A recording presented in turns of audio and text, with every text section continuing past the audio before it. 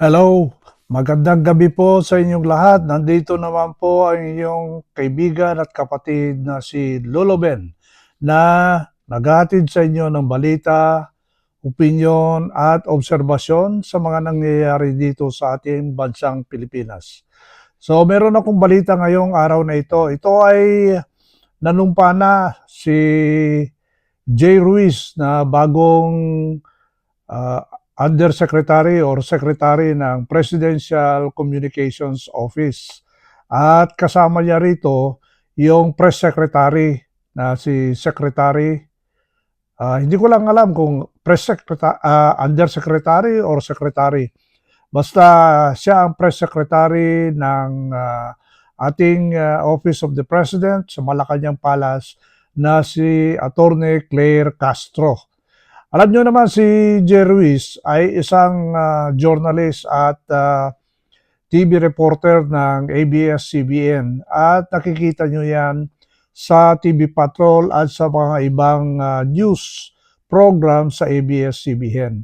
Si Attorney Claire Castro naman ay ito ay napapakinggan ninyo sa radyo, lalong-lalo na sa DCMM.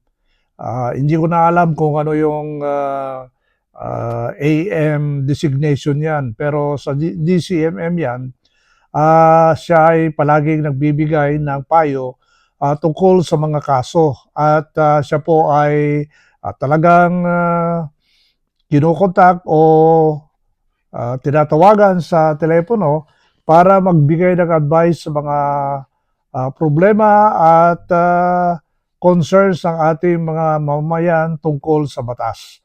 At doon po siya naging sikat.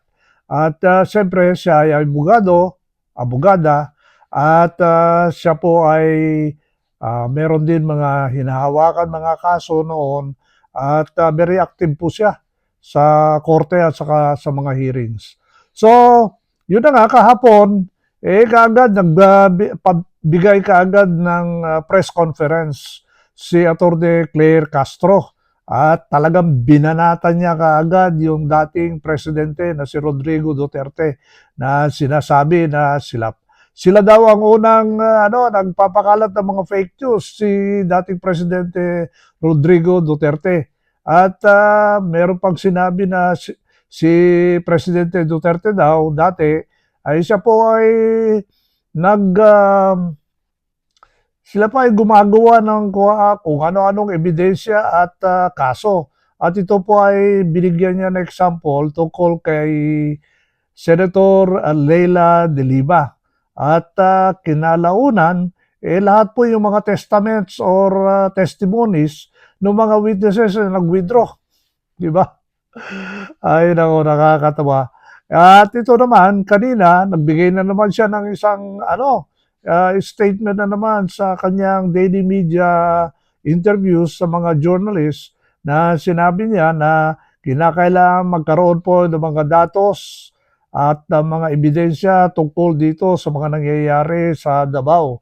Kasi ang sabi ng reporter, kung totoo yung mga nangyayaring krimen, drug problem sa Davao City, lalo na sa Davao, saka sa Mindanao. At ang sabi niya hindi ba ang mayor doon ay si ganito, anak ni dating President Duterte?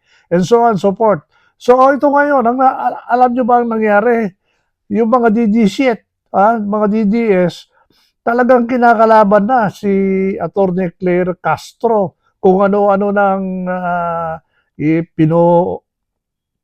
binabato nilang putik, kung ano-ano yung mga sinasabi nila tungkol sa kanya.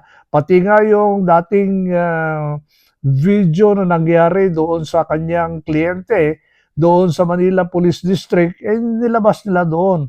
Kasi pinaglalaban niya yung right ng kanyang kliyente. Wala pang kaso, binabartulina na. Saan ka naman makakita ng kaso yon? Kinaladkad pa yung tao mula sa mall, sa shopping mall, pagkatapos ibabartulina mo na, ilalagay mo na sa preso. Wala pang kaso. So yun ang pinaglalaban niya, kaya nakaka-high blood siya doon, pero tama siya doon.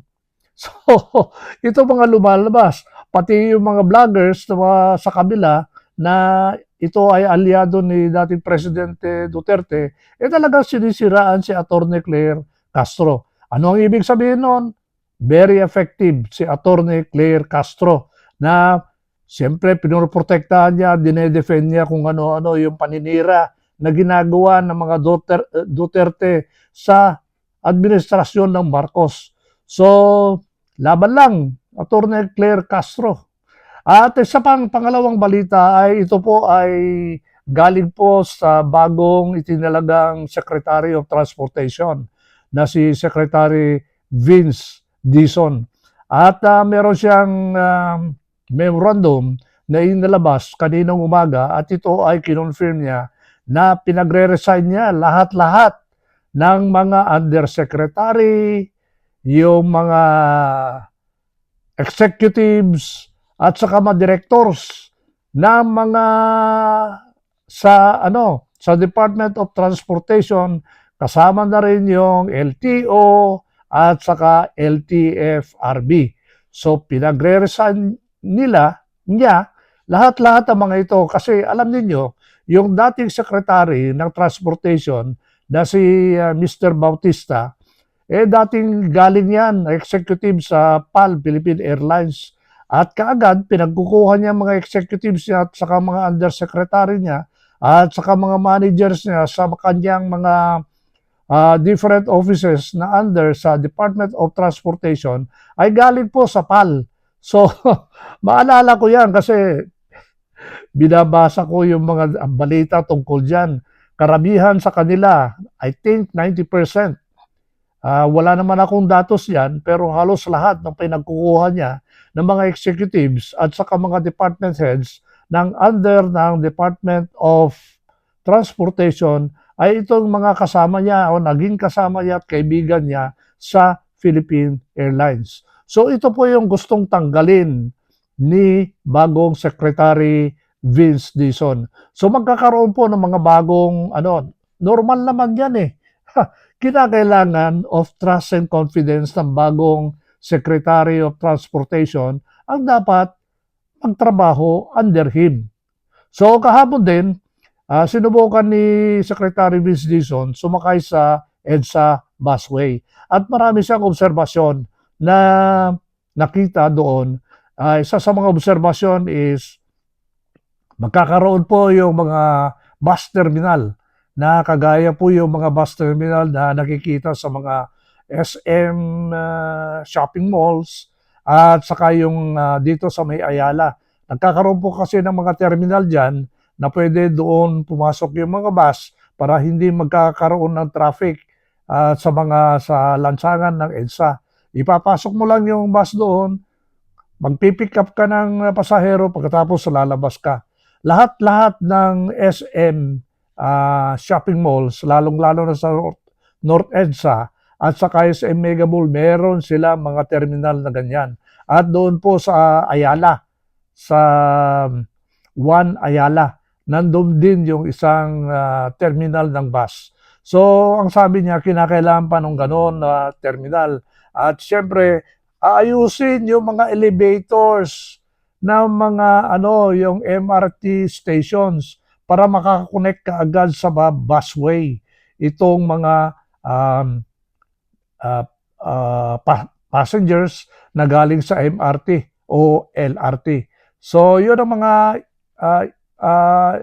ito mga iba or isa or karamihan sa mga obserbasyon niya doon sa At syempre, na-observe din niya na matagal yung paghihintay ng mga bus doon sa mga istasyon or drop points or bus stops.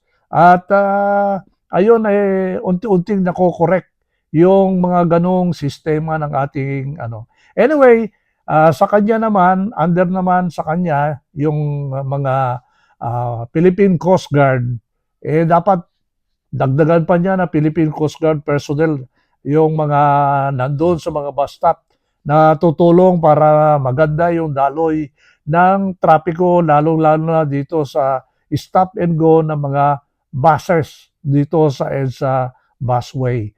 So marami siyang nasabi. Hindi ko lang may memorize kung ano-ano yung mga sinabi niya sa mga obserbasyon niya tungkol sa EDSA.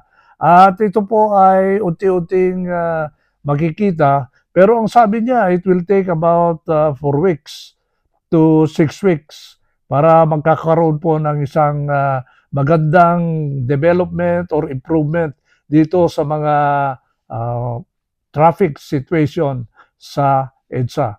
So, yun lang bang balita ko ngayong araw na ito at sana sundan nyo ang aking mga balita dito sa kwento ni Lolo Ben araw-araw. Salamat po at magandang gabi po sa inyong lahat. Bye!